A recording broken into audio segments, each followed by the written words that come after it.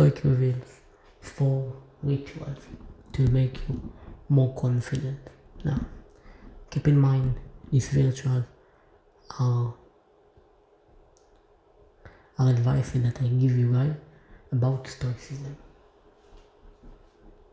Okay, the first ritual, before we commence with the festive, I wanted to thank everyone for helping me and liking this video. So, the first thing you need to remember, that ever you feel like not good enough, something bad happens and your brain plays with you. So, you're not alone. People have been feeling like this as long as there have been people. It's an old problem and there are old solutions, right? So, let's talk about it. So, the first principle is obviously CBT, scientific for Stoicism. Okay, so what does it mean? There is a lot to Stoicism, but for our purposes, we are gonna zero in.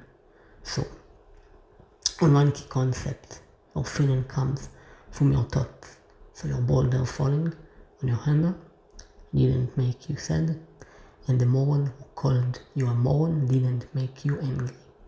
Your thoughts, judgments, and beliefs about what happened creates the more emotions. So guys, the first principle that I'm gonna give you is identify and challenge distorted thoughts. When you're feeling unconfident or your self-esteem plummets, that voice in your head, what is it saying? So sometimes, according to the Stoicism, you have to challenge these distorted thoughts. Okay? So first of all, don't let the force of the impression carry you away. Say to it, hold up a bit, and let me see who you are and where you are from. So, Epictetus. The first one, what does the CBT recommend you? The first one, distorted. Okay? So, because I screwed up this project, I will never amount to anything and I am a complete failure. Rational.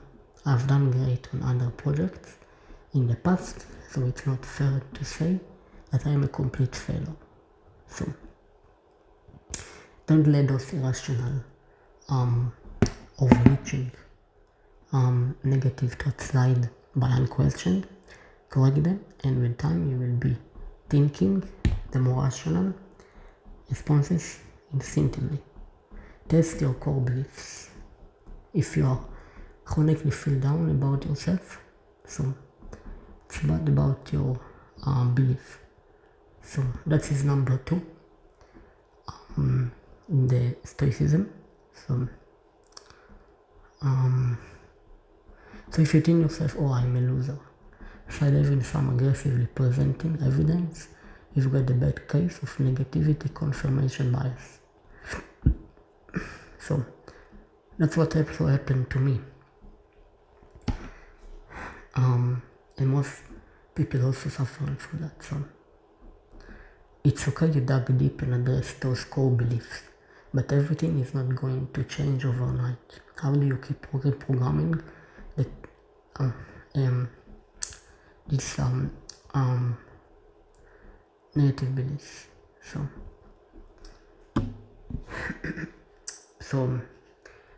some of you guys also struggling with that, right?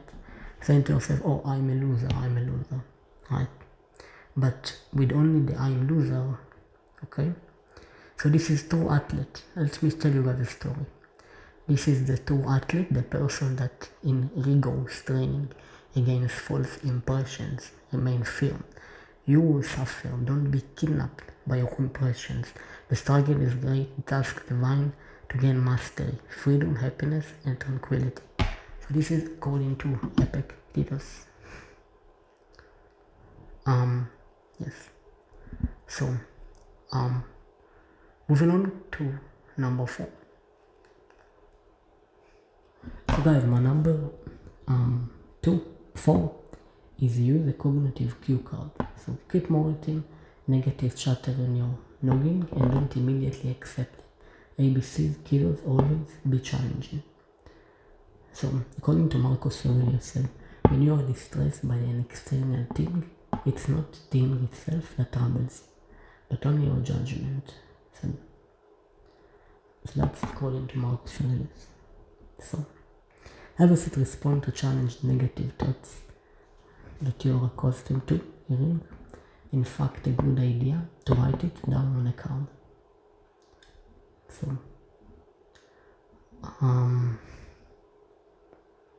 the message on your card should take the structure of just because doesn't mean